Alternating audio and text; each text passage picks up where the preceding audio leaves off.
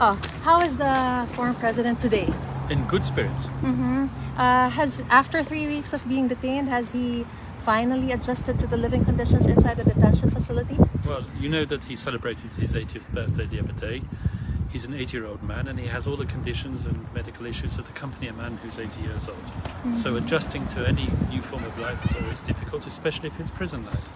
Aside from being in high spirits, how else is what else is the former president feeling right now? What do you want to tell you? Disgust? Yes. Well, it's something that's called, well, I'm glad you've come out with it and been honest about it, but it's something which is called client-attorney privilege, and I'm certainly not going to discuss it with the media. The Duterte camp believes that 181 initial pieces of evidence that was submitted by the prosecution to the ICC is not really enough to prove crimes against humanity. Do you share the same belief, sir? Once again, and as I said earlier, disclosure is a confidential matter, it's a confidential proceeding. I'm not entitled to discuss issues of disclosure. But is it really necessary to name all 30,000 victims of the Duterte's war on drugs? As I told you, I'm not going to get into matters of disclosure. I'm certainly not going to discuss matters concerning the alleged victims. As I said earlier, the victims have a role in the process. We have to respect that role, and we hope that everyone will respect that role. Whether or not we agree with what the evidence coming out of the victims is a totally different matter, but we will argue that in court, not here. You previously said that there is a compelling reason to believe that the case against the former president will be junked before the confirmation of charges hearing? Well, the word junked is not something that I used. That was something that a reporter earlier used. So what is your term, what I'll tell you is that there is a compelling argument that the court cannot exercise its jurisdiction over the Philippines situation. That is a live issue. It's an issue which has been through the Philippines courts. It's an issue that's been through the ICC as well. It is a compelling argument. It's an argument that the defence will raise. This is something that has been argued over the last number of years. It's certainly not an argument that I'm going to litigate here in front of the media. It's something which we will present to the judges in due course, and the judges will take their decision. The ultimate deciding body is the judges, not me. How complex is the filing of the interim release, and what factors will you consider before filing one? Well, you're presuming that there is an application for interim release. And you once said you're thinking about it, right, sir? Everyone thinks about interim release at the ICC. Interim release is a right, and it can only be tempered by 3 factors. The first of which is the risk of flight. The second of which is the risk of interference with witnesses or with the evidence, and the third of which is the risk of continuing crimes. None of those factors exist in the present situation, so there is a right for Mr. Duterte to be released. We are working on that, but the timing of when we intend to introduce such an application is yet to be decided. Has the former president made any statements or requests regarding the ongoing protests in support or against him, and why or how will this protest interfere with the case? Well, what I want to say on that matter is that the other day he celebrated his 80th birthday. There was a huge outpouring of support and love both in the Philippines and here in the Netherlands, and that has touched him. He's been made aware of it, and he's very grateful for that. The family want to make it clear, and he endorses this, that there should be no interference with the judicial process. Politics is one issue. He's aware of what's going on in the Philippines. Politics will take its course. But that has nothing to do with what's going on here at The Hague. What's going on here at The Hague is a judicial process, and it should be allowed to run its course.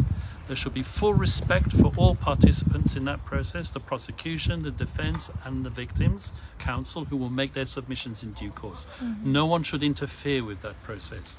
Let it run its course.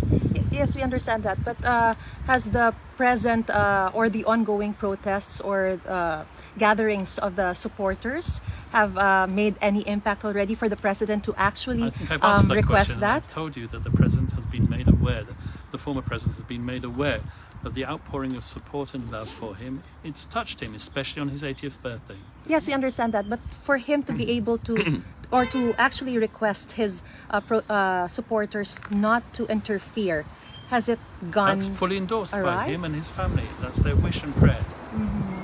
Attorney Kaufman, Vice President Sara mentioned during the president's birthday that the president is learning to wash his own laundry.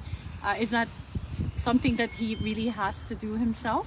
Once again, I'm not going to go into conditions inside the prison. I respect privacy. This is a matter for the family themselves and for Mr. Duterte himself. It's not my position as his lawyer to start commenting on what happens inside the prison in his daily routine. But his medical medicines, maintenance medicines, is someone administering that for him? Well, I certainly hope so. Sir, I understand you recently underwent an operation. Will this affect your duty or the ability to defend the former president? I had an umbilical hernia which was fixed within 2 days. I was on the Okay. plane the following day, much to the annoyance of my own doctor. So you're I'm recovering fighting well. fit, is what if that's what you're asking. So you're in Sir. great health. Okay. Super health. Okay. Sir, I there's don't also, run a marathon, but Wow. in good health. sir, there's if an okay. Sir, there's also an argument that they say that the cases filed or the cases happened during the time that we are still part of the ICC. The Philippines is still part of the ICC. Would you care to comment to that? Once again, I think you're touching on the argument of whether or not jurisdiction can be exercised. That is something which we will litigate in court, not here. Sir, Okay. if what I read is right, you previously called Karim Khan as someone who cannot be bought and someone who is a friend of yours. Now, is that true? And how are you ready to face him He's a this time? colleague of mine. I've known him for years. Okay? And there is nothing whatsoever to suggest that Karim Khan in any way whatsoever is acting other than in absolute good faith. Do you believe that it's going to be a difficult battle in the court, considering that you respect him and you believe that he is also a very good lawyer, Not just at like all. you? And if you know how we all work and how the law works, we are impartial. We are officers of the court.